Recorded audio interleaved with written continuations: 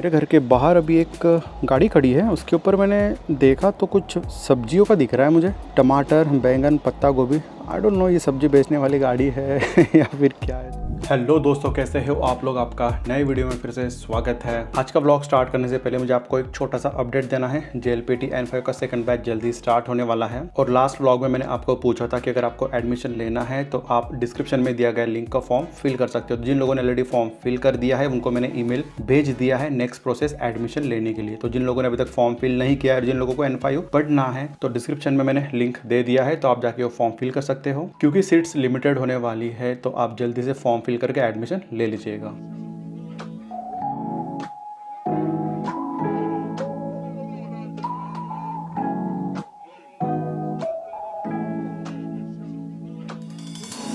दोस्तों, कभी आपने सोचा है कि जापान में लोग चीटिंग करेंगे? इंडिया में तो हमारे जब भी एग्जाम होती है, कोई भी एग्जाम रहने दो, अभी 10th 12th की तो छोड़ ही दो, वो तो नेक्स्ट लेवल की चीटिंग होती है। बट जो नीट की एग्जाम हुई थी उसमें भी कितने चीटिंग सभी हुए थे। बट कभी आपने सोचा है कि जापान में भी इस टाइप के चीटिंग होते हैं? तो इसका आंसर है हाँ, होते हैं। रिसेंटली मैंने एक न्यूज़ पढ़ा है जिसमें जो टोफेल एग्जाम होता है, जैसे JLPT एग्जाम है, अगर आपको जापानीज सीखना है तो उसके लिए JLPT एग्जाम होता है, वैसे ही अगर आपको इंग्लिश प्रोफिशिएंसी आपकी प्रूव करना है उसके लिए होता है टोफेल एग्जाम। तो जापानीज लोगों को इंग्लिश नहीं आती है तो उनको टोफेल एग्जाम देना पड़ता है। और जो फॉरेनर होते हैं उनको भी यहाँ पर कभी कभी टोफेल एग्जाम देना पड़ता है उनका इंग्लिश प्रोफिशिएंसी प्रूव करने के लिए। अब हो ऐसे गया ना, मैंने एक न्यूज़ देखा, उसके अंदर ये पता चला है कि 2023 यानी 2023 से लेके 2025 तक, अभी ये 2 साल में 800 लोगों ने वो जो टोफेल एग्जाम है उसमें चीटिंग की है। और कुछ स्मार्ट ग्लासेस उन्होंने यूज किए थे और वो यूज करके उन्होंने कुछ चीटिंग की है। कैसे एग्जैक्टली चीटिंग की है वो तो कुछ उन्होंने डिटेल में बताया नहीं है, बट उन 800 लोगों को डिटेन कर दिया है। डिटेन इन द सेंस उनको अभी आने वाले 2-3 साल टोफेल का एग्जाम भी नहीं देंगे। और उन्होंने जो एग्जाम दिया था, जो रिजल्ट आया था,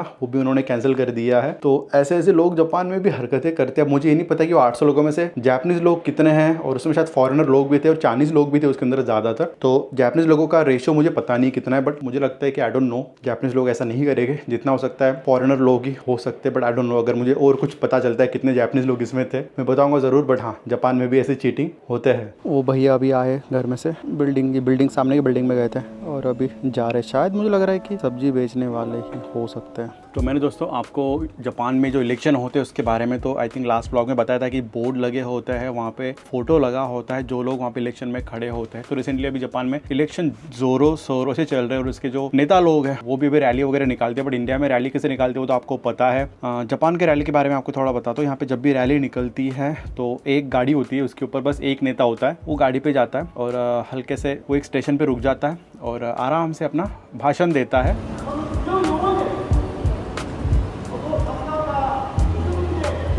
今が建国何年なのか言える、そんな国です。靖国神社に何人の英霊が眠っているのか。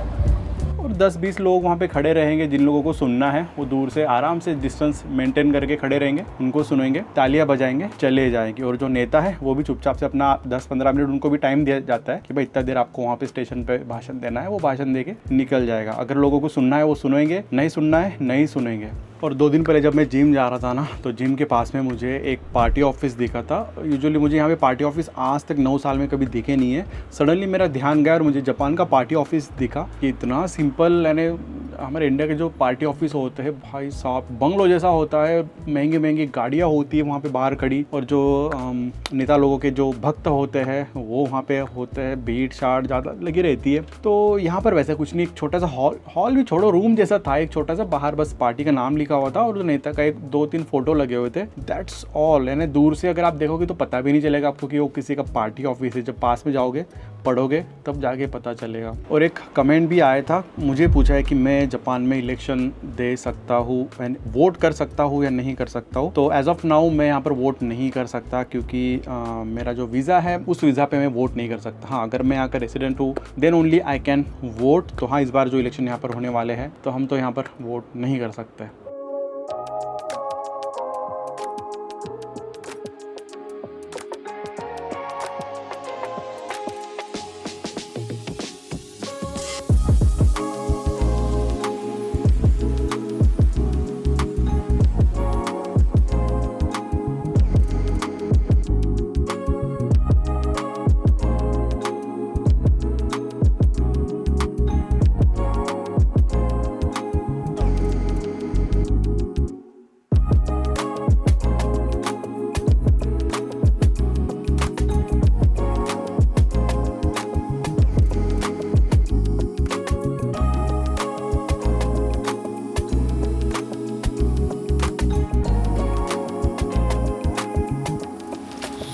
से बारिश स्टार्ट हो गई है अभी, बढ़िया हवा भी चल रही है, बट बारिश आ रही है ऑल सडन। दोपहर में इतना अच्छा खासा धूप निकला था, कपड़े धोए थे और बारिश चालू हो गई है।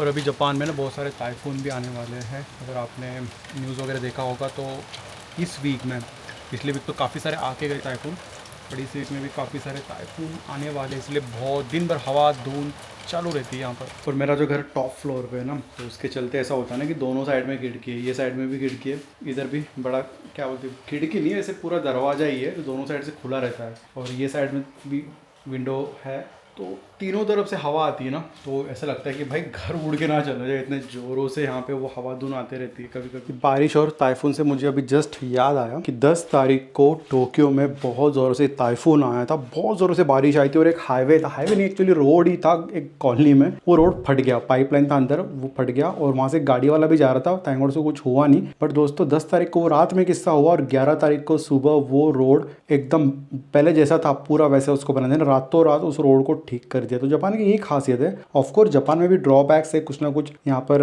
होते रहता है, बारिश वगैरह टाइफून आते हैं, अर्थक्वेक आते हैं, तो यहाँ भी काफ़ी सारे इश्यूज है जापान में भी। बट इनका एक बात अच्छी है ना, कुछ रोड खराब हुआ, कुछ चीज़ें टूटी फूटी ना, उसको रातों रात ठीक कर देते हैं। तो जो लोगों का टैक्स का जो पैसा है ना, वो बराबर सही टाइम पे सही जगह पे लगाते हैं जापान की गवर्नमेंट।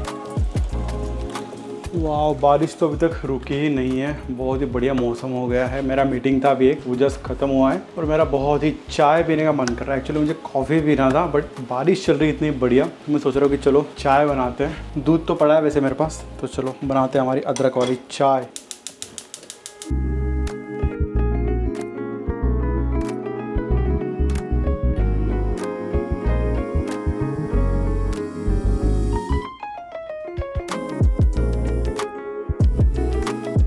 अभी आप बोलोगे अंकित भैया आप तो शक्कर खाते नहीं हो, आपके घर में शक्कर ही नहीं, तो अभी चाय कैसे बनाओगे? तो मैंने इमरजेंसी के लिए ब्राउन शुगर ला के रखी है, तो जब भी घर पे कोई आता है, वैसे तो कोई आता नहीं है, पर बीच बीच में कोई आ जाता है घर पे, तो फिर उनके लिए कभी कॉफ़ी बना देता हूँ, चाय बना देता हूँ, तो शक्कर ज़रूरी होती है। तो मैंने इमरजेंसी में ये ब्राउन शुगर लाई है, तो थोड़ा सा डालती है चाय के अंदर, क्योंकि विदाउट शक्कर कॉफ़ी तो अच्छी लग जाती है, बट चाय बहुत ही बेकार लगती है। तो एकदम थोड़ा सा हम चीनी डालेंगे इसके अंदर, दैट्स ऑल।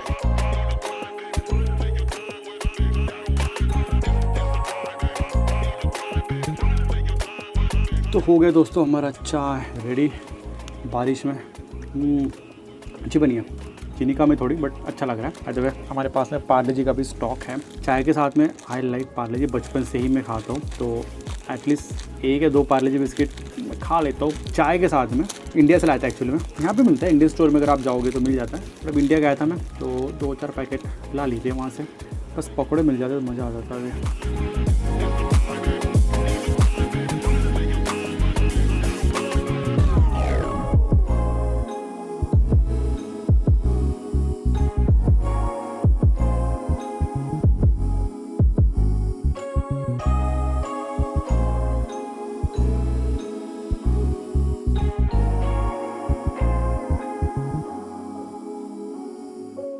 तो बारिश रुक चुकी है, इतने ज़ोरों से आ रही थी और मेरा राशन ख़त्म हो गया था एक्चुअली, तो मैं वेट कर रहा था कि कब बारिश ख़त्म होती है और कब मैं मेरे घर के पास में जो स्टोर है वहाँ पे जाता हूँ, क्योंकि वो शाम में जल्दी बंद हो जाता है, तो मेरे पास में टाइम ज़्यादा मिलता है नहीं, बाहर निकलने का दिन भर ऑफिस से रहता है। तो अभी जस्ट बारिश रुकने का वेट कर रहा था, तो निकले अभी हम सब्जी मार्केट में। बाय द वे अगर आपको याद होगा, ये जो बगल में है ये है हाई स्कूल, और अगर आपको ये भी याद होगा कि मैंने आपको बोला था कि मैं हाई स्कूल का भी व्लॉग बनाऊँगा कभी ना कभी, और आपके काफ़ी सारे कमेंट्स भी आए थे मुझे कि मैं हाई स्कूल का कोई व्लॉग बनाओ, हाई स्कूल में जाके जापान के हाई स्कूल वगैरह स्कूल कैसे होते वो आपको बताओ। आई एम सॉरी इतने दिन से मैं वो नहीं कर पाया, बट अभी हमारे पास में एक अपॉर्चुनिटी आई है। यहाँ पर एक स्कूल है जिनको मैंने अभी कांटेक्ट किया है, उनको मैंने बोला है कि मैं स्कूल में आके वीडियो बनाना चाहता हूँ, तो मैं वेट कर रहा हूँ डेट का कि कब वो हमें डेट देंगे। मैं सोच रहा हूँ सैटरडे संडे ही पॉसिबल होगा, वीकडे में तो पॉसिबल होगा नहीं जाना, तो आने वाले कुछ वीकेंड में अगर पॉसिबल हो रहा है तो जल्द ही आपको जापान के स्कूल कैसे होते हैं वो भी मैं दिखाऊंगा। अभी तक ये श्योर नहीं कि वो हाई स्कूल हो सकता है या छोटे बच्चों का स्कूल हो सकता है, जो भी स्कूल होगा ज़रूर मैं आपको दिखाऊंगा।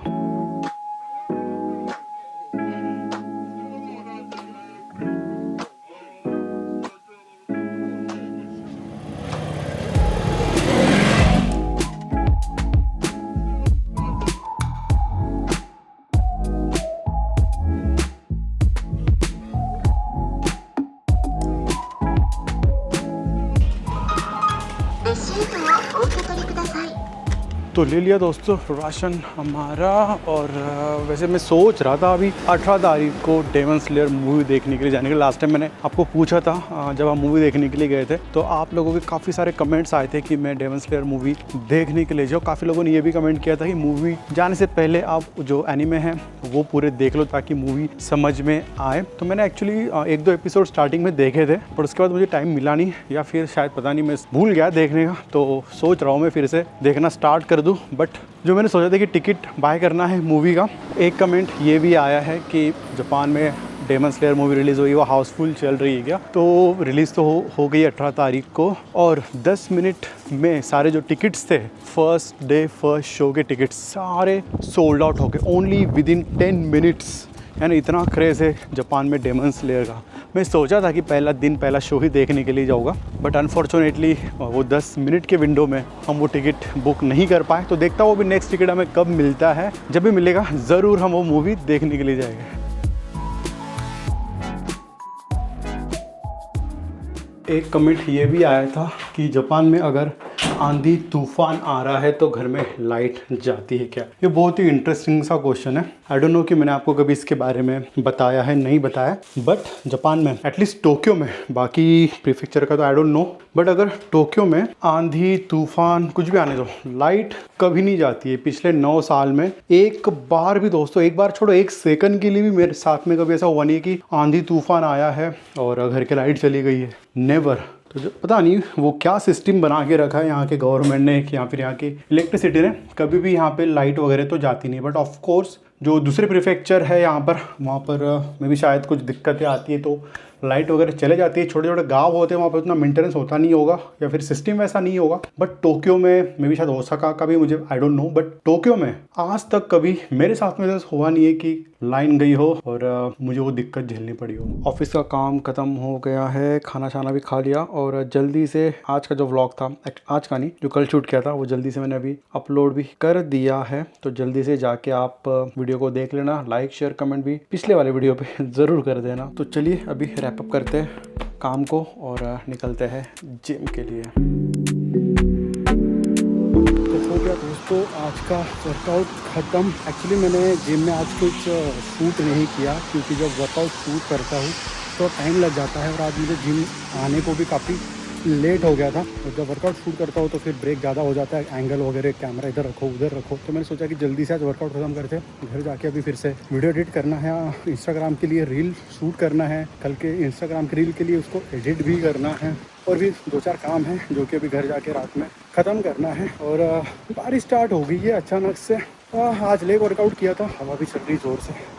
बाय द वे मैं भी फ़ोन के कैमरे से शूट कर रहा हूँ। मेरा जो DJI कैमरा है वो वाटरप्रूफ नहीं है, सो मैं उसे भी शूट नहीं कर सकता, तो भी कैमरा फ़ोन से ही शूट कर रहा हूँ। शायद आपका आवाज़ आई डोंट नो ठीक थोड़ा नहीं आएगा, हवा चल रही ज़ोर से। एनीवे तो अभी हम हमारे जिम के पास में ही है और पता नहीं कब बारिश रुकेंगे। अभी साइकिल लगी हमारी वहाँ पर पार्किंग के लिए। आज हमने लेग वर्कआउट किया था। पैरों की इतनी हालत ख़राब हो चुकी है, अभी चलना भी नहीं हो रहा है, बट कोई ऑप्शन नहीं है, जाना तो पड़ेगा घर पे। अभी ना रात हो गई काफ़ी, तो देखो साइकिल, इतना बड़ा एरिया साइकिल पार्किंग का। अच्छी बात ये कि फ्री वाला पार्किंग है ये, बट अभी 12 बजे के बाद में यहाँ पे साइकिल लगाना अलाउ नहीं है। तो अभी सारी साइकिलें अभी जा रही है जो अभी लोग यहाँ पे रखते हैं, क्योंकि स्टेशन पास में ना यहाँ पे, तो जो भी वर्किंग है लोग ऑफिस जाते हैं वो यहीं पे साइकिल लगाते हैं। और जो देख रहे हो ऊपर ये स्टेशन है ऊपर के साइड में, तो यहीं पे साइकिल लगा के निकल जाते हैं। मुझे ना जापान की एक खासियत ये लगती है ना, जब भी बारिश वगैरह आती है ना यहाँ पे कीचड़ नहीं होता है। मेरा गांव जो है ना वहाँ पर जब भी छोटी मोटी बारिश आ जाती है ना, तो रोड के ऊपर इतना कीचड़ जमा हो जाता है कि आप चल लो ना, आप घुटने तक पूरा कीचड़ जमा हो जाता है। यहाँ पर वैसा नहीं है, देख लो आप, अभी ज़ोरदार बारिश हुई है, आप नंगे पैर चल लो, यहाँ पे आपके पैर भी गंदे नहीं होंगे। बिल्कुल कीचड़ मिट्टी यहाँ पे बारिश के दिनों में बिल्कुल भी दिखाई नहीं देंगे। बाय द वे आप ये ऑफिस देख रहे हो, ये वाला ऑफिस है न्यूज़पेपर का, शिम्बुन बोलते हैं इसको, पता नहीं न्यूज़पेपर का नाम क्या है, बट इस तरीके से ये ऑफिस है। अंदर न्यूज़पेपर अभी लगे हुए हैं। सुबह सुबह ना ये जो गाड़ियाँ दिख रही है आपको, ये गाड़ियाँ न्यूज़पेपर लेके जाती है। हमारे इंडिया में पता नहीं साइकिल पे ले जाते शायद, यहाँ पर इस टाइप की गाड़ियाँ होती है, पीछे और सामने न्यूज़पेपर होता है, और सुबह सुबह न्यूज़पेपर डिलीवर करते हैं। क्या बैड लक है हमारा, आधे रास्ते में बारिश आ रही है ज़ोर से, अभी पूरा गीला होके जाना पड़ रहा है। छाता भी निकाल नहीं सकते अभी, अब पहुँचने वाले घर पे हो गए, पूरा ही गीला हो गया अभी। क्या ये छाता निकाल के कोई मतलब नहीं है।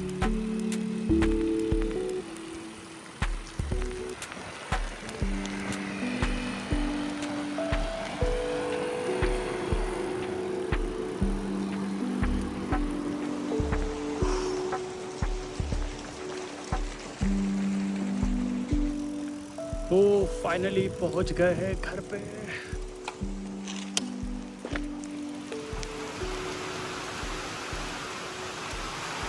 अभी मेरे को डर लग रहा है, मेरा जो हेडफोन है गीला हो गया, ये वाटरप्रूफ नहीं है। खराब ना हो जाए अभी ये पानी से। अभी मैं ये शेड में रुका हूँ मेरे साइकिल का पार्किंग में, और मुझे यहाँ भी जाना है, बट अभी तेज़ ज़ोर से बारिश चालू हो गई ना, वेट करता हूँ, नहीं तो दौड़ के जाना पड़ेगा मुझे वहाँ पे। इतने डिस्टेंस में पूरा गीला हो जाऊँगा। रुकते 2 मिनट।